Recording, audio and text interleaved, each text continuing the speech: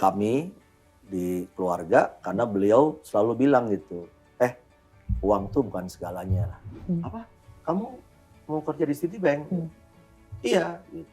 Oh nggak bisa, dia bilang gitu. Kenapa saya bilang nggak bisa? Gaji kamu berapa?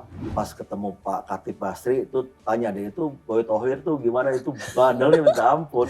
Mohon izin mungkin saya pamit juga ke Mbak Eno, ya kan? I'm no longer di Adaro. Politiknya keluarga saya adalah politik negara.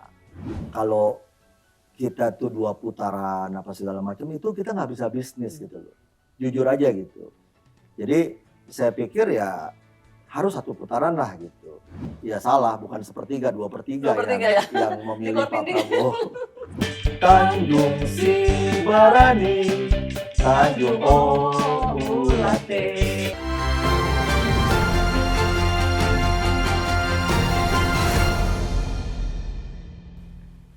Pak Boy, morning person atau bangun siang? Siang. Oh siang. Oke, nah setelah bangun tidur atau bangun siang tadi, apa Pak yang biasanya dilakukan pertama kali? Sebetulnya siang banget juga enggak. Biasanya kan ya kalau sempat subuh tapi terus tidur lagi. Oh iya. Terus bangun mungkin jam 8 lah. Jam 8. Saya kebetulan udah 5 tahun kan intermittence. Oh jadi nggak breakfast. Oke. Tapi biasanya ya berangkat ke kantornya baru jam 9:15 karena perlu me time-nya 1,5 jam. Oh gitu. Biasanya ngapain Pak me time kalau boleh tahu? Googlein itu beritanya SCTV. Asik. Liputan 6. Liputan 6, iya. Tapi Pak Boy main sosmed juga nggak? Nggak terlalu.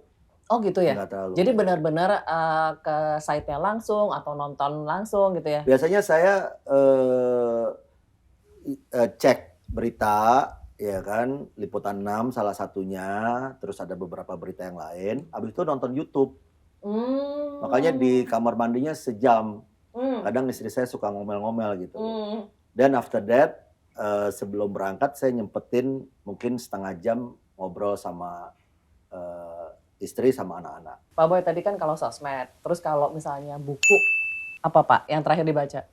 Saya jujur, makanya pesen sama Gama anak saya nggak mau ngulangin kesalahan saya tuh nggak suka baca Mbak Eno. Dan itu menjadi salah satu kelemahan saya. Gitu. Lebih suka nonton ya Pak Boy ya? I wish saya tuh lebih suka baca gitu. Jadi lebih, kan kalau baca memang kan banyak yang kita dapat ya. Dan kalau baca itu menurut hemat saya memang kalau karena wording by wording jadi lebih masuk kan.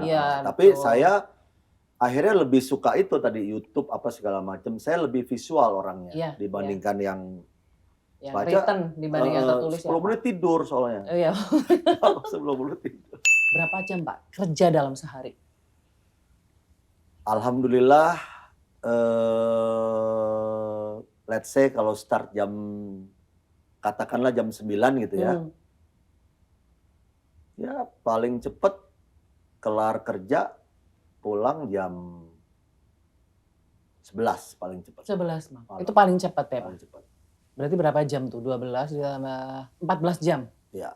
Oke, jadi yang masih kerja 8 jam, wah jangan ngeluh ya, itu masih anak TK banget gitu ya. Aduh Mbak Eno, kadang bukan apa-apa ya gitu ya, salah satu tokoh lah saya sebut misalnya, saya kadang aja malu sama Pak Antoni Salim. Oh kenapa? Pak Antoni jam 3 baru pulang.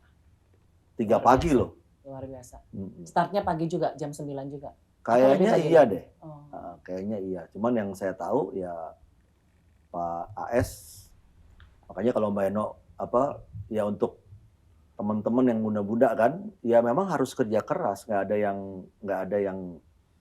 ada yang istilah saya nggak ada yang kalau kita nggak kerja keras gitu ya terus bisa sukses, nggak ada gitu. Pak Boy, tapi siapa sih Pak? Tadi kan Pak Boy sempat menyebut Pak Antoni gitu ya, atau mungkin siapa. orang yang paling berpengaruh dalam kehidupan Pak Boy? Ya kalau saya ya almarhum ayah saya ya, karena memang luar biasa lah Mbak Eno. Apalagi mungkin banyak yang nggak tahu, backgroundnya kan dari orang susah banget gitu. Jadi saya suka cerita kalau beliau tuh bukan dari nol, dari minus. Dari minus. Dari umur 11 tahun Mbak Eno, bayangin. 11 tahun udah merantau, pergi dari kampungnya di Gunung Sugi, kan beliau orang Lampung kan. Lampung ya, Gitu. ke Jakarta. Ke Metro, ya kan. Jadi jadi lahir kan di Gunung Sugi tuh. Okay. Jadi ini kota besarnya di dekat Lampung. Gunung Sugi lah gitu ya.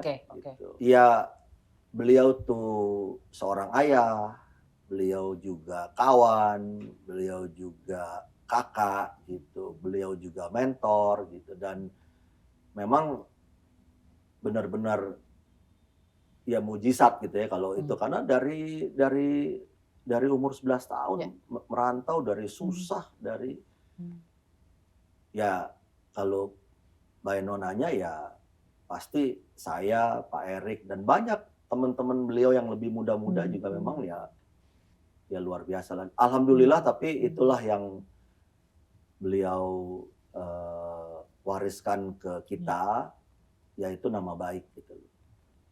Beliau bilang cuman dari kampung nggak punya apa-apa, ya kan? Ya karena dipercaya orang aja gitu. Percaya orang. Oke, paket lengkap banget gitu ya, Alhamdulillah. Pak Boy ya. Oke, apa Pak pelajaran termahal dalam hidup Pak Boy? Untuk kami di keluarga, karena beliau selalu bilang gitu, uang tuh bukan segalanya. Jadi selalu beliau, uang tuh bukan segalanya, dia bilang gitu. Karena dia bilang, ya kita pernah ada pengalaman lah di grup kan gitu, yang dulu bilang bahwa 7 generasi nggak habis gitu kan, kita banyak melihat ya 1-2 generasi aja habis gitu loh. Jadi dari situ saya percaya bahwa uang bukan segalanya. Dan menurut beliau yang paling penting adalah masalah credibility, kepercayaan, trust, itu lebih dari uang. Dan itu menjadi filosofi hidup kita bahwa uang itu bukan segalanya. Ya memang uang bukan segalanya gitu. Kita bicara apa sekarang? Bicara tadi ngobrol sama sehat, iya kan? Bicara sehat ya nggak bisa dibeli sama uang kan gitu. Sometimes ya keluarga, keharmonisan di keluarga, kedekatan kita dengan anak-anak, dengan keluarga besar ya kan bukan karena uang gitu, karena memang fondasinya ditata sedemikian sama orang tua kita gitu. Jadi memang kalau Mbak Eno nanya ya itu, saya selalu bilang uang bukan segalanya. Luar biasa. Uang bukan segalanya ya. Kredibilitas, trust, kesehatan, dan nama keluarga. Baik, keluarga. Oke. Nah Pak Boy, kita pengen tahu nih, Pak Boy kan sekarang pengusaha sukses gitu ya. Tapi job pertama seorang Boy Thohir itu apa sih? Pernah nggak Pak dulu kerja? Ya balik lagi, saya alhamdulillah kalau boleh jujur saya tuh bandel Mbak Eno. Itu tanya nanti. Boleh Pak, boleh jujur banget. Tanya lucu. Saya kan memang dari kecil ngomong pendidikan gitu kan. Nah kenapa dulu almarhum itu merantau dari Gunung Sugi ke Metro, karena di kampungnya itu paling tinggi SD. Gitu. Jadi dia ngelihat waktu itu, waktu beliau umur 11 tahun, teman-teman dia yang umur 12 tuh stop udah. Nggak kerja, terus bertani, kadang mungkin ke sungai apa segala macam kan gitu. Makanya dari situ beliau mempunyai pemikiran, ini harus merantau supaya beliau paling tidak bisa lanjut ya Pak, ke sekolah. SMP. Nah, semenjak kita kecil, itu terus beliau tanamkan, pokoknya saya mau kalian semua selesai sekolah tinggi. Gitu. Jadi alhamdulillah memang kakak saya, Erik, semua semuanya selesai. Ya, gitu. Karena dari kecil sampai bilang istilahnya apa? Pas ini udah di Amerika nih, pokoknya kamu mau apa aja saya kasih, asal kamu selesai. Gitu. Tapi waktunya saya batasin ya, gitu. 4 tahun harus lulus undergrad, udah gitu dia sengaja saya nggak boleh pulang, terus ambil master karena dia pikir kalau pulang pasti kerja kan, nggak mau balik lagi gitu. Nah, tapi memang komplit Mbak Eno. Jadi saya sama Erik itu dari SD sekolahnya di sekolah Katolik. SD, SMP itu kita semua di sekolah Katolik karena memang almarhum ayah saya dan mami saya pengen kita dapat pendidikan yang sangat disiplin. Kan kalau sekolah Katolik kan disiplin banget gitu, pakai sepatu hitam, ya kan gitu. Nah, tapi setelah itu kita diarahin sama beliau masuk SMA negeri. Jadi saya lulusan SMA negeri 3 Setiabudi. Di situ ya dapat hebat juga beliau gitu. Jadi dapat disiplin di sekolah Katolik, dapat networking di sekolah negeri, dan dapat lagi juga networking internasionalnya waktu kita sekolah di Amerika. Gitu. Tapi waktu SMA, waduh, itu nanti kapan kalau Mbak Eno pas ketemu Pak Khatib Basri itu tanya deh, itu Boy Thohir tuh gimana, itu bandelnya minta ampun. Mas angkatan nama Pak Khatib? Dia di bawah saya setahun, tapi kan Pak Khatib di Kanisius. Saya SMA negeri 3 kan. Jadi ada pertandingan basket. Saya kebetulan memang aktif di OSIS, jadi ketua seksi olahraga, kapten tim basket gitu. Tanding basket di Kanisius, berantem.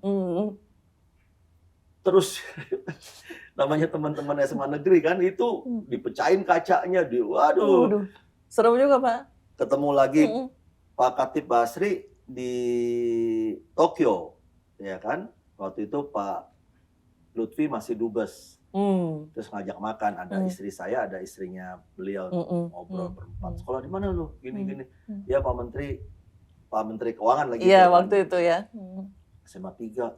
Dulu SMA Kanisius gue pernah berantem tuh sama SMA 3, ya kan? Kayaknya gue deh. Ngaku nggak Pak Boy waktu itu? Ngaku. Ngaku. Dia bilang nih, dia bilang apa dia bilang pengusaha preman nih, dia bilang gitu. Saya bilang nih menteri preman lu, dia bilang gitu. Nah waktu Mbak Eno tadi tanya kan, nah setelah balik saya kan seperti teman-teman saya pada umumnya pengen kerja di multinational company. Iya dong. Di IBM, Citibank. Biasanya lulusan luar negeri carinya kayak gitu ya Pak? Terus Amex apa segala macam. Iya. So setelah sebulan kelar, pulang, terus saya mulai nge-apply karena dulu ada sahabat saya yang kebetulan partner bisnis saya juga, almarhum Pak Robianto dulu di Citibank gitu. Jadi dia bilang udah ikut Citibank aja, manajemen trainee gitu. Gaji. Beliau udah masuk di situ udah duluan, karena Robi almarhum itu dia lebih cepat karena sekolahnya di Singapura kan. Nah udah di Citibank, teman-teman banyak tuh di Citibank, kalau nggak Amex, kalau nggak IBM kan. Jadi udah mulai nge-apply gitu. Terus somehow udah mau diterima, saya lapor sama ayah saya, Dad, kayaknya saya mau kerja di Citibank. Hah? Kamu mau kerja? Dia bilang gitu. Iya. Emang Pak Boy nggak cerita waktu apply? Nggak cerita, karena saya pikir kan pasti seorang ayah kan pengen anaknya kerja kan. Dalam benak saya kan gitu kan gitu loh. Harusnya pastinya ya. Pastinya. Jadi saya bilang mau kasih surprise juga gitu ya Pak. Dad, saya mungkin mau kerja di Citibank. Apa? Kamu mau kerja di Citibank? Iya. Gitu. Oh nggak bisa, dia bilang gitu. Kenapa saya bilang nggak bisa? Gaji kamu berapa? Dia bilang gitu kan. Saya bilang lagi itu mungkin 3 juta ya.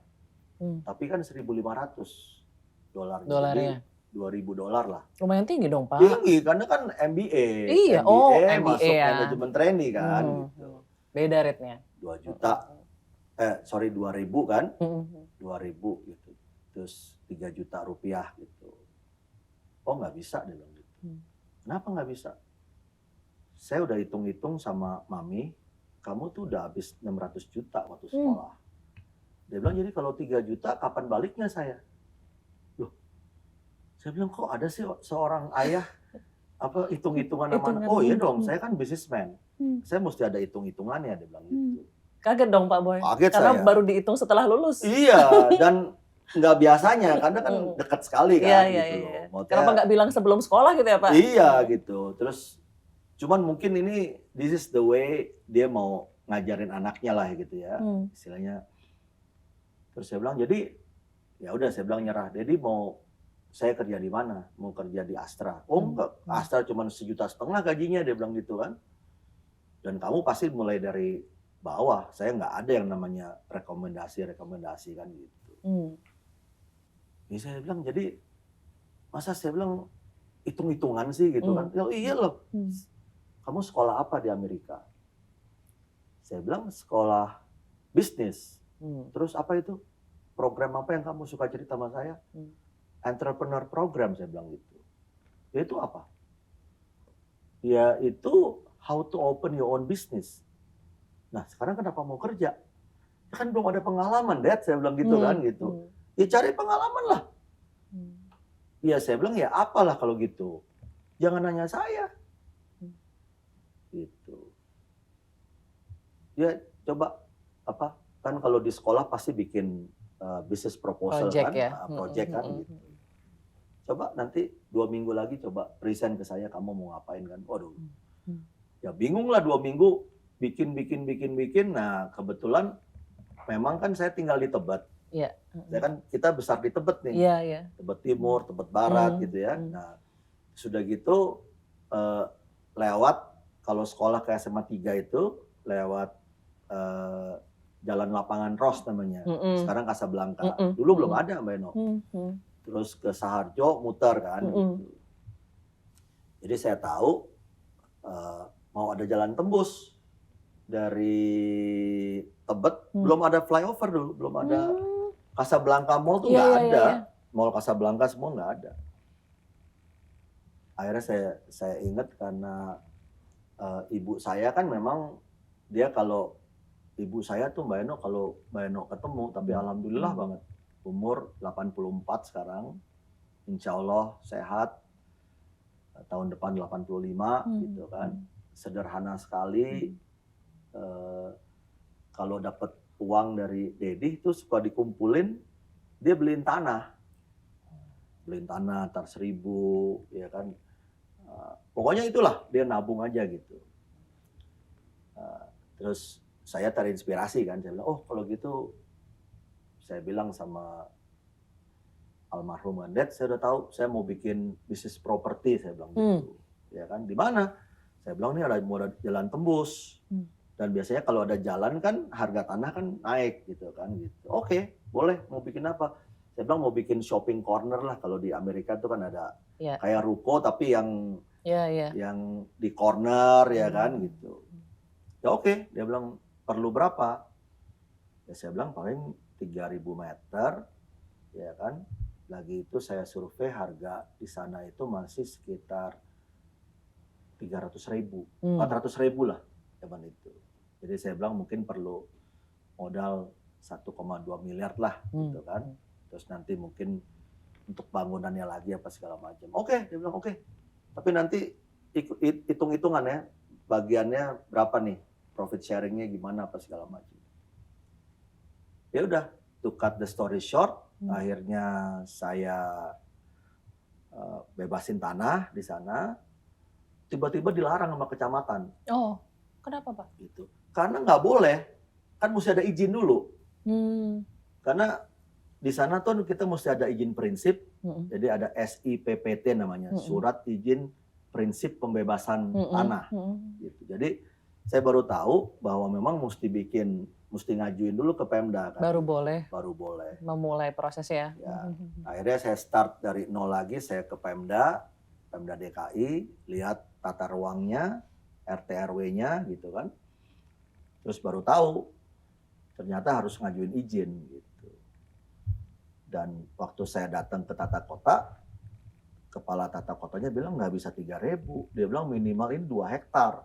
Waduh. Karena udah diplot untuk komersial kan, Oh. gitu. Waduh, saya bilang 2 hektar, saya balik lagi. Dad, nggak bisa 3.000, 2 hektar. 2 hektar kalau kali 400, mungkin average nanti jadi 500.000 kan 10 miliar kan gitu. Waktu itu loh Pak. Waktu itu, makanya terus saya bilang, oh nggak bisa, dia bilang itu terlalu resiko. Saya bilang, tadi katanya suruh bisnis, sekarang nggak boleh, gimana sih saya bilang gitu. Ya nggak bisa, ini terlalu, uangnya kan terlalu besar gitu loh, kamu kan baru. Jadi saya bilang, Dedi maunya saya apa? Gitu. Ya terusin aja kamu di properti, cuman pikir deh gimana. Ya, udah pikir-pikir apa segala macem, akhirnya dia bantu juga. Udah gini, nanti kamu saya ajak ngadep ke Om Edwin. Pak Edwin Suryajaya. Oke. Kan anak bos kan, kan putra mahkota kan istilahnya.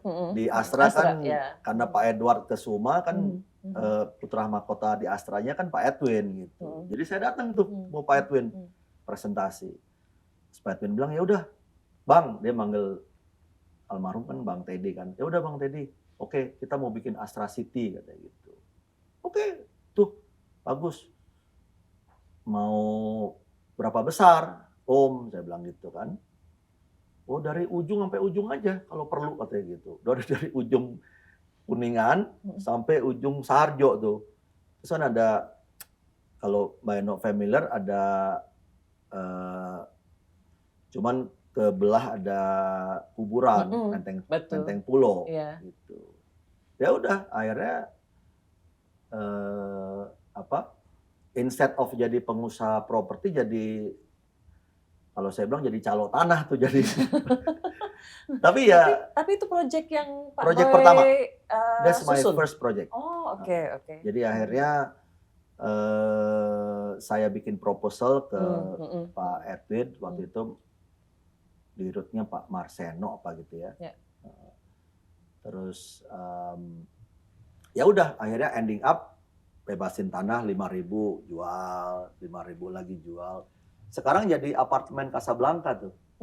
Gitu. Dan waktu itu Mall Casablanca belum ada. Gitu. Jadi saya mulai bisnis pertama ya jadi itu broker. Oke, berarti Pak Boy itu lulus sekolah nggak pernah apa istilahnya anak sekarang kerja sama orang ya, langsung mulai bisnis ya Pak Boy ya? Ya, kayaknya mungkin memang beliau cara mendidiknya beda ya. Istilahnya mungkin beliau mau, ya udah langsung aja, mau berenang kan, udah cebur aja gitu. Jadi itu Mbak Eno, kan ya maaf ya, kan MBA nih. Iya. MBA saya keliling itu ke Pak Haji. Tuan-tuan tanah. Tuan-tuan tanah, enggak ada tuan tanah karena kecil-kecil. Oh, berarti karena banyak kan banget petak-petak. Waduh. Mungkin 300-400 petak kali. Iya kan, satu-satu. Pagi siang malam ngerayuin, nggak bisa bapaknya, ibunya, anaknya, akhirnya kan. Malam-malam kalau pas mau lebaran, mau puasa datang deh. Buat 4 tahun bebasin tanahnya. Iya, karena petak-petak. Makanya kalau kita bagi itu tuh, saya nggak kaget kalau bagi sembako tuh. Saya nggak kaget gitu. Saya nggak kaget, tapi ya selalu nggak kaget karena saya paham gitu. Cuman ya selalu, aduh kok masih begini gitu, masih banyak yang susah gitu ya. Gitu. Ya tapi that's good lah. Jadi saya jangan ngelihat sekarang Mbak Eno dari bawah. Pak Boy ini belakangan ya, publik dan pasar modal Indonesia dikagetkan oleh aksi korporasinya Adaro nih Pak. Karena Adaro habis bagi dividen jumbo ya. Jumbo karena nilainya Rp1.352 per lembar saham. Dan jumbo juga dari totalnya karena senilai sekitar 41 triliun. Yang jelas bikin saya jadi nyesal berat karena belum pegang sahamnya Adaro. Nah Pak Boy, Kok bisa sejumbo itu, Pak? Ya mungkin tapi sebagai background, ini sebetulnya bukan tiba-tiba terus apa Tiba-tiba bagi namanya segitu gede? tiba-tiba bagi ataupun mungkin ya boleh dibilang ya memang jumbo, tapi sebetulnya tuh bukan ya, tapi ya alhamdulillah juga sih Mbak Eno jadi tertarik ya kan apa segala macam. Tapi Iya, Pak. backgroundnya sebenarnya kan di pemegang saham Adaro kan kita memang tahu bahwa yang namanya fosil fuel ini, batu bara itu pasti habis gitu loh. Nggak mungkin mau 10, 20, 30 tahun gitu. Makanya terus kita selalu berpikir bagaimana kita bisa tidak terlalu dependent sama coal ya, tapi tentunya lebih sustainable, lebih jangka panjang. Waktu COVID kan demand daripada batu bara kan semua drop. Turun karena orang nggak pergi-pergi. Semua pabrik nggak ada, semua aktivitas industri nggak ada, semua pemakaian listrik juga kantor-kantor nggak ada kan gitu. Nah sebetulnya kalau boleh jujur itu dalam kondisi yang sangat berat untuk kita gitu, dan untuk saya sendiri perjalanan karir saya di Adaro itu saat-saat yang sangat berat. Satu, saya kena COVID, masuk ICU, ya kan, sampai 3 minggu di ICU, terus saya mesti isolasi di rumah sebulan, ya kan. Setelah itu tahun berikutnya tahun 2020 itu krisis global semua kan. Terus Adaronya juga terpaksa harus mengurangi produksi. Sedangkan kita kalau di tambang itu kan segala sesuatunya udah di set. Misalnya kita mau produksi 50 juta alat berat, pegawai semua kan nggak bisa langsung tiba-tiba ya, Pak. Drop ke 30 juta kan gimana, nganggur semua kan gitu.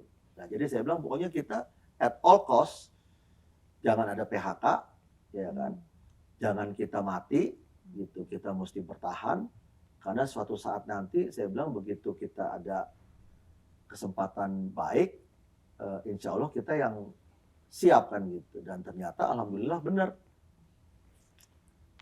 terjadi perang Ukraina ya kan.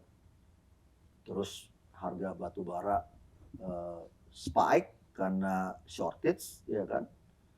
Dan di situ kita punya kesempatan berpikir lebih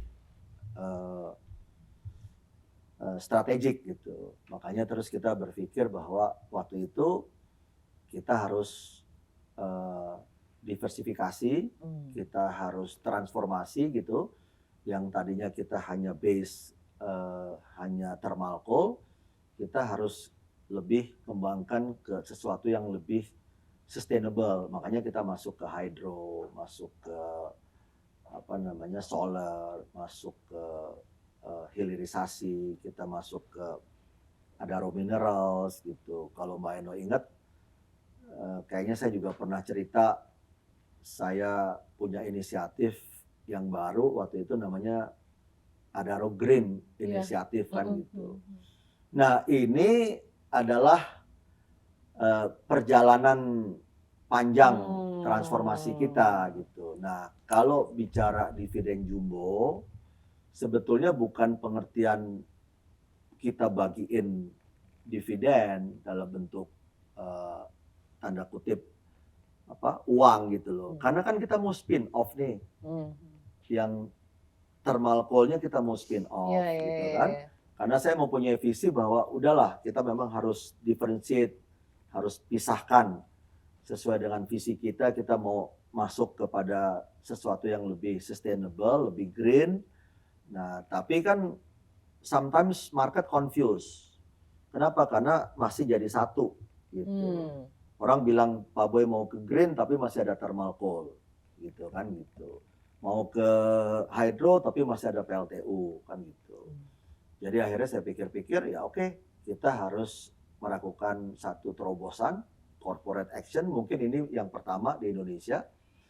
Walaupun di luar negeri, di Amerika segala macam bukan sesuatu yang baru, karena biasanya kan Iya. kayak Philip Morris, Iya. ya kan, Nabisco apa segala macam Iya. biasa tuh spin off gitu. Betul. Nah, fortunately atau unfortunately di Indonesia karena ini baru, spin off-nya itu harus bagi saham, bagi dividen, sorry. Nggak bisa bagi saham langsung, jadi harus bagi dividen. Makanya dividennya harus jumbo, tapi kan melalui PUPS, pemegang saham Adaro itu langsung memiliki sahamnya AADI yang Adaro Thermal itu. Iya. Jadi mohon izin mungkin saya pamit juga ke Mbak Eno, ya kan, I'm no longer di Adaro, jadi sekarang saya di Alam Tree. Totally lepas ya Pak? Totally lepas. Saya udah nggak involve lagi di Adaro karena di sana Komut ada Pak Sony, ada teman kita Pak Primus jadi komisaris, Pak Julius yang menjadi dirutnya, dan saya sama Pak Aryo, sama Michael, sama Pak Edwin, Pak Teddy, Bu Ninin, kita fokus untuk insya Allah mengembangkan cita-citanya kalau bisa sebesar Adaro atau bisa lebih insya Allah gitu. Karena memang menurut saya potensi dan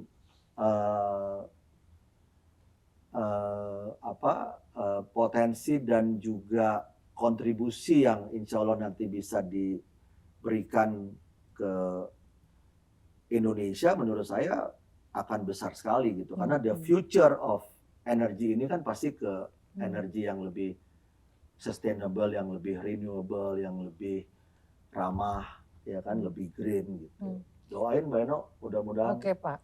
Makanya nama perusahaannya juga kemarin dari PT Adaro Energi Indonesia menjadi PT Alam Tree Resources Indonesia. Itu secara hubungan strukturnya gimana Pak? Kepisah.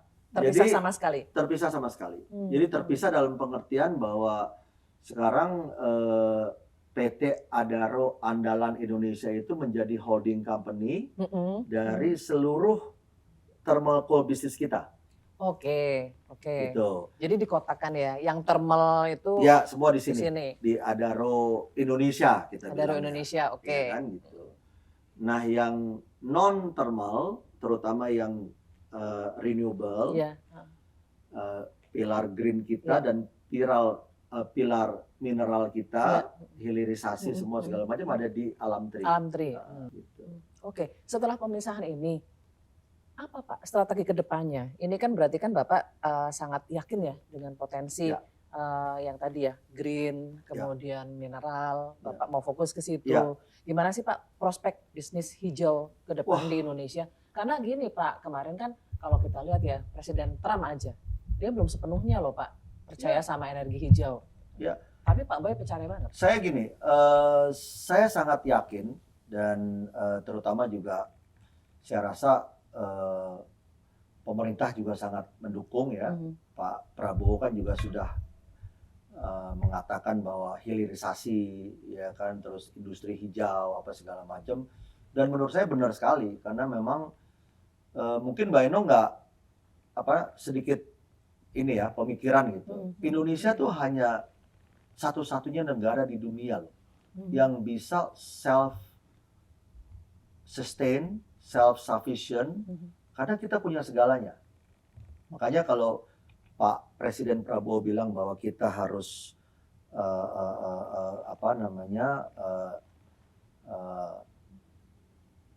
energi security apa segala macam, ketahanan energi, saya yakin banget bisa gitu. Tentunya dengan kerja keras ya. Kenapa?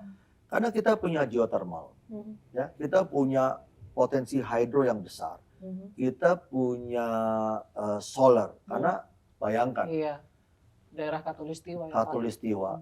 Orang tuh kalau di Amerika atau di Eropa, yang namanya matahari itu kan, apalagi kalau winter ya Pak. Winter kan ya, kita matahari lewat-lewat aja kan, set gitu. Kita kadang kalah sama pohon tuh. Kenapa? Ya, pohon lebih bisa memanfaatkan matahari dibandingkan kita kan gitu. Nah, tapi potensinya itu luar biasa. Jadi nanti potensi solar panel kita dengan nanti hilirisasi. Solar ini kan kalau ibarat kita tadi puasa kan intermittent ya, nggak bisa Oh 24 iya, jam. betul. Nah, tapi kita diuntungkan lagi kita punya nikel. Nikel itu yang bahan baku baterai. Baterai. Jadi Jadi bisa nanti disimpan ya Pak? bisa disimpan. Jadi Cuma masih mahal banget Pak baterainya. enggak, nanti akan bahan bakunya di kita. Tadi saya lihat bicara Trump kan.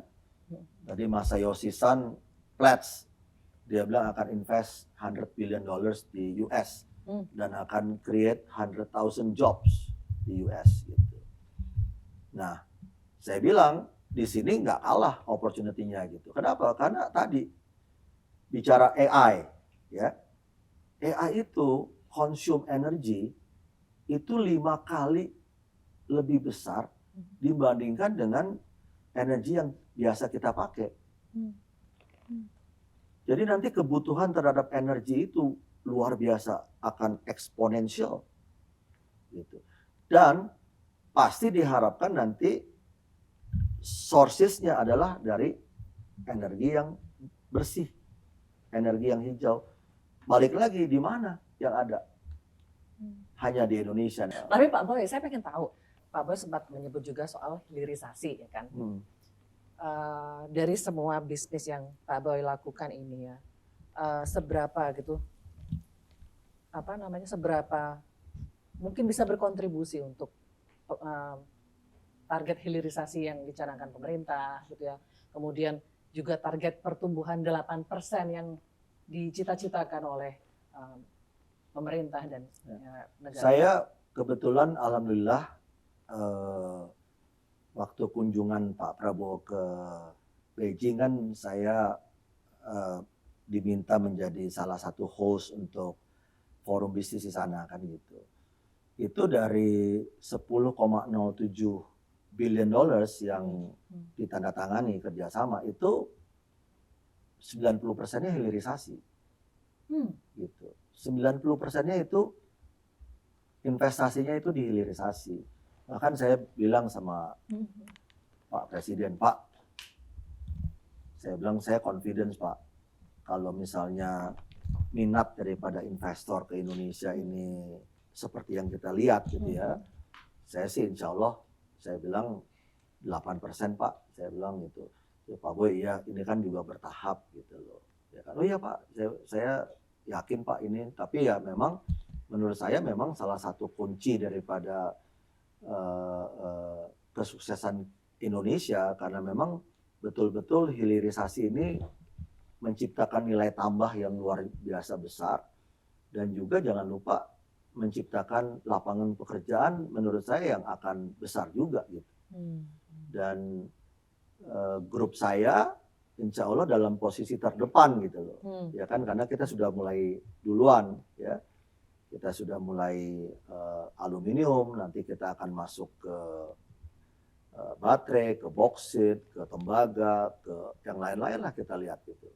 Karena sekali lagi filosofi saya tadi kebetulan alhamdulillah kita dipercaya oleh pemegang saham, kita dipercaya oleh perbankan, kita dipercaya oleh capital market, dan yang tidak kalah pentingnya kita juga be able to execute proyek-proyek kita dan proven kan dalam perjalanan walaupun ya jatuh bangun lah nggak bilang gampang lah tapi ya alhamdulillah karena itu yang kita punya hanya nama baik Mbak Eno seperti filosofi yang tadi ayah saya ajarkan. Oke. Nah kalau saya dengar nih perusahaan Pak Boy ini juga punya prinsip untuk mengembalikan kepada negara karena katanya kalau negaranya maju rakyat sejahtera baru bisnisnya bisa lancar. Ini maksudnya apa Pak Boy? Nah saya ingin sedikit explain gitu apa yang saya maksudkan dengan tadi bahwa negaranya harus maju dulu gitu. Saya ingat karena dari Mr. Robert Koch itu, ya kan, ini back in 2006 saya ketemu, terus dia cerita gitu, young man, dia bilang gitu, ketemu saya kan gitu, young man, dia bilang, please remember, dia bilang, my advice to you, dia bilang, yes uncle, dia bilang gitu, anything you do, you have to do it for your country. Wah, saya bilang ini filosofi banget nih kan banget, gitu. Pak. Terus Setelah itu saya pikir, nanya apa segala macam, apa yang dimaksud gitu loh. Akhirnya it takes me like a few years baru paham saya gitu. Jadi kan gini, filosofinya atau untuk mensimplify gitu. Kita kan tahu ada whatever lah ya, 500 biggest company in the world gitu, Fortune 2000 ya kan, mungkin nanti 100 segala semacam ya. SCTV biggest company award apa segala macam kan gitu. Tapi perhatiin nggak bahwa tidak ada company besar yang berasal dari negara miskin. Saya nggak nyebut negaranya lah gitu, tapi nggak ada dari negara miskin yang di Afrika misalnya gitu, nggak ada, hampir nggak ada. Nah itu menurut saya apa yang dimaksudkan oleh Robert Koch itu, saya bilang benar ya gitu. Jadi saya selalu bilang gitu, memang negaranya harus maju dulu gitu. Kalau negaranya maju, ya kan, pasti perusahaannya maju. Atau pasti akan ada perusahaan-perusahaan maju dari negara yang maju itu. Gitu. Kenapa? Rakyatnya juga pasti maju. Kenapa? Karena negaranya maju, rakyatnya maju, pasti dia akan spending. Spending, ya kan, daya belinya meningkat, income per kapitanya meningkat, perusahaannya juga makin besar. Yang paling diuntungkan siapa? Pemegang saham perusahaannya. Baik. Makanya saya bilang, bukan lip service gitu, bahwa I mean it gitu, bahwa Indonesia-nya harus maju. Kita contoh China deh, ya. China masih baru pertama kali dibuka. Baru itu yang namanya naik pesawat Tupolev itu yang Rusia tuh ya masih begitu. Miskinnya minta ampun. Waduh. Iya kan? Itu tadi 30 tahun yang lalu. Dan saya lihat-lihat Biden nggak ada perusahaan China yang masuk Fortune 500 biggest company. Sekarang setengahnya dari Fortune 500 perusahaan China. Jadi itu yang menurut saya membenarkan visi saya bahwa negaranya harus. Jadi apa yang Pak Prabowo, Pak Jokowi fokuskan ya benar menurut saya. Negaranya, dan kita punya momentum untuk jadi negara maju.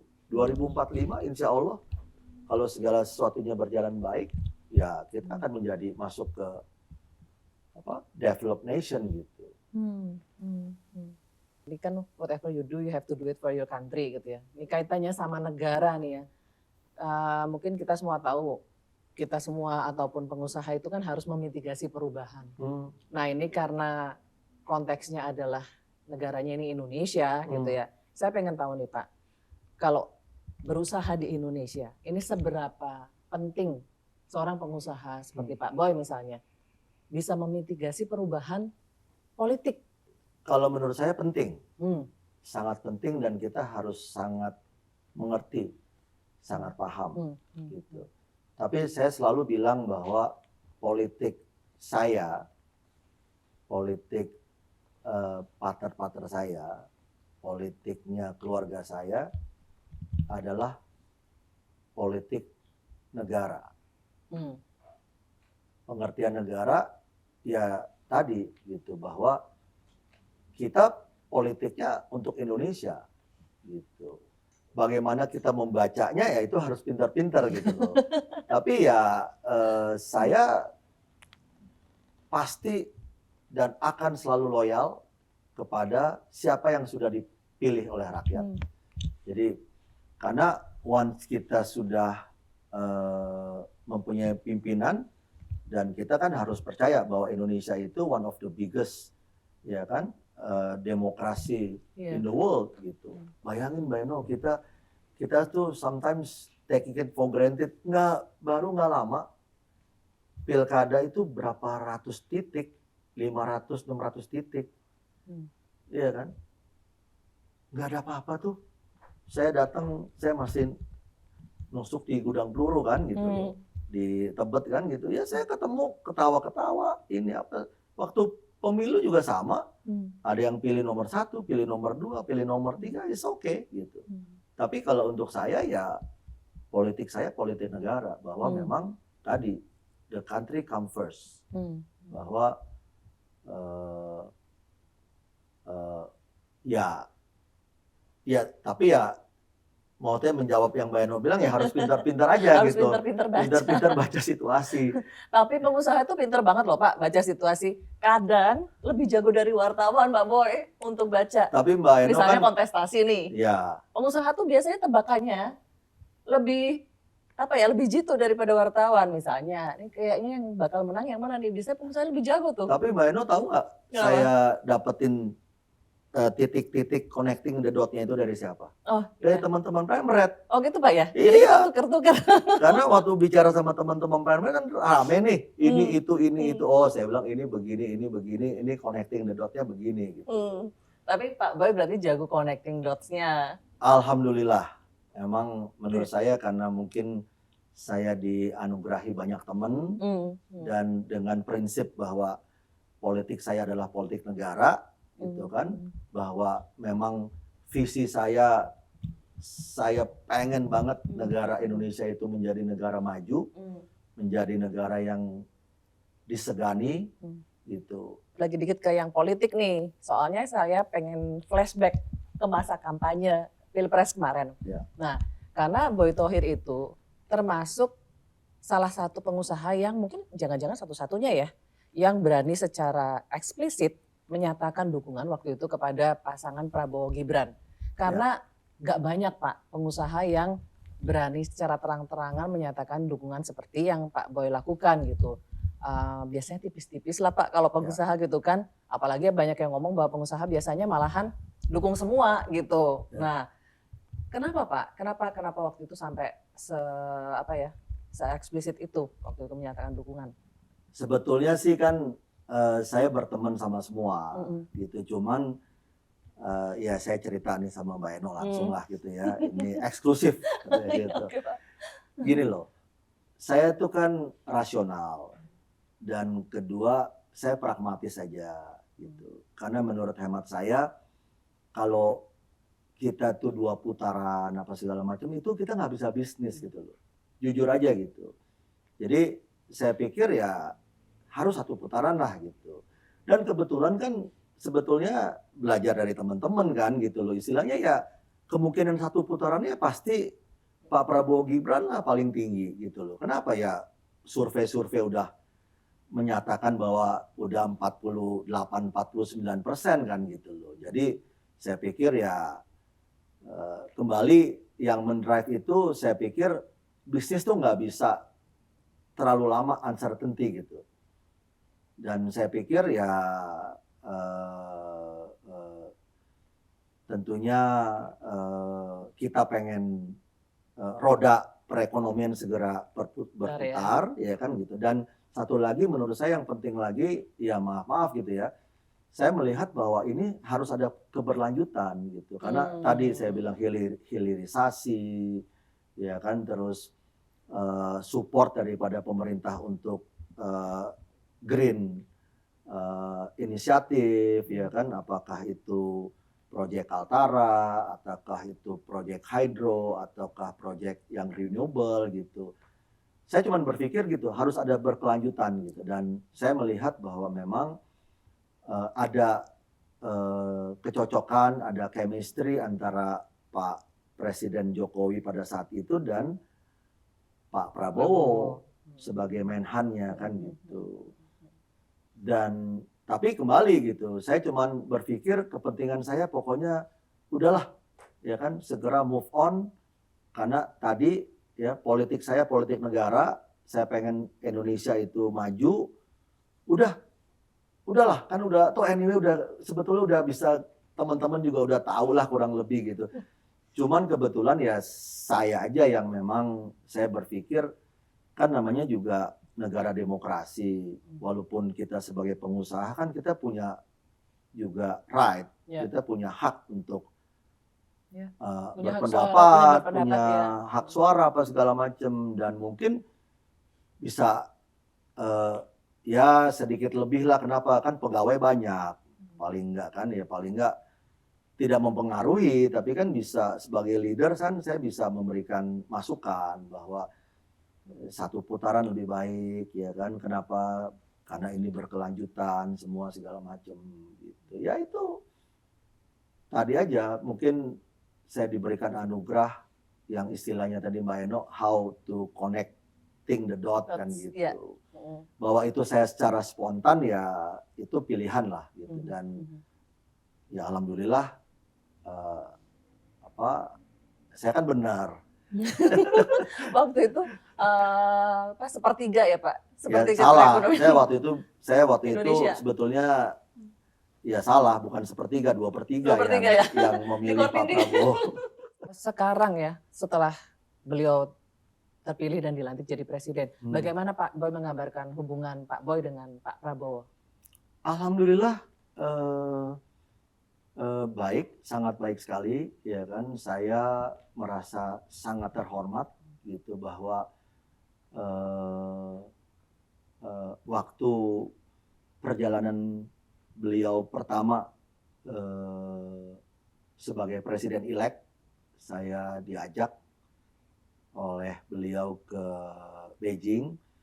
Kebetulan karena posisi saya sebagai ketua KIKT, ketua Kadin Komite Tiongkok gitu, dan kemarin juga Mbak Eno, alhamdulillah saya juga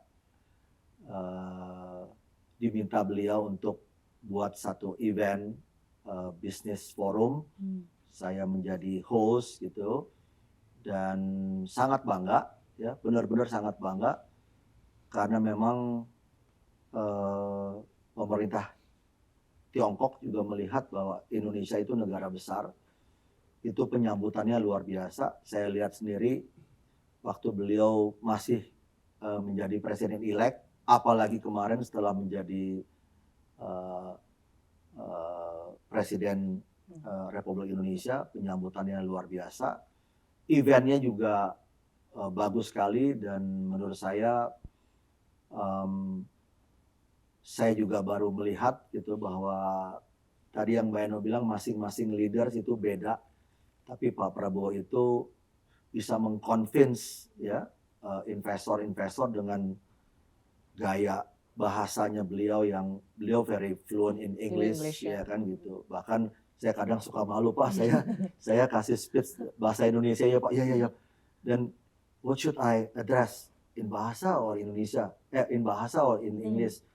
Bapak Presiden, saya bilang gitu. Oh ya, oke. But I think I'm going to deliver my speech in English, katanya gitu. Dan luar biasa, emang beliau inilah ya, kemampuan bahasa Inggrisnya, diplomasi luar negerinya, convincing investornya itu hebat lah.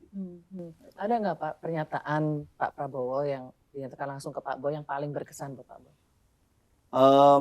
Ya beliau suka bilang tadi gitu, harus ini ya, harus apa? Ya sama gitu, harus jadi patriot bangsa ya gitu, istilahnya. Ya, saya ngelihat memang rasa nasionalisme beliau yang sangat tinggi ya, dan itu mungkin ya tentara sih ya, Mbak Eno. Jadi emang ya tapi samalah, the country come first kan gitu. Karena ya kita kalau bukan mendahulukan negara kita, kalau kita nggak bangga terhadap kita, siapa lagi, masa orang lain kan gitu. Iya. Nah tadi balik lagi tuh ke bisnis forum yang di Beijing ya, yang Pak Boy tadi host juga ya, dalam kunjungan pertama Pak Prabowo sebagai presiden itu. Lumayan ya Pak, berapa 10,07 ya, sangat signifikan gitu ya. Dan kalau kita lihat functionnya berjalan sangat cair ya, karena yang sempat viral di media itu justru waktu Pak Prabowo nyanyi Ulate, ya kan Pak? Jadi kan sebetulnya memang saya kan ya teman-teman di KIKT tahu lah, di Kadin juga tahu bahwa kalau saya diberikan tugas untuk menyelenggarakan satu event, saya tuh memang detail gitu loh. detail dan biasa kan dari mulai yang resmi, ending up mesti yang memorable Ya. gitu. Nah waktu memorable itu kan saya searching, nyari-nyari gitu. Sebetulnya saya udah dapat tuh karena wawancaranya Mbak Eno kan, beliau kan suka one moment in time. ya. Tapi waktu itu karena short gitu, kalau one moment in time tuh nggak dapet gitu. Jadi akhirnya saya pilih ya udah karena cuman beliau harus berangkat ke DC kan. Iya. Jadi akhirnya kita bilang udah satu lagu Tiongkok, satu lagu Indonesia gitu.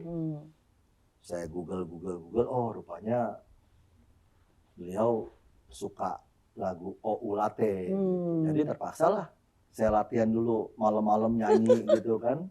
Saya bukan orang yang pintar nyanyi Mbak Eno, jadi ya apa boleh buat lah nyanyi-nyanyi kan. Sampai latihan ya Pak Boy?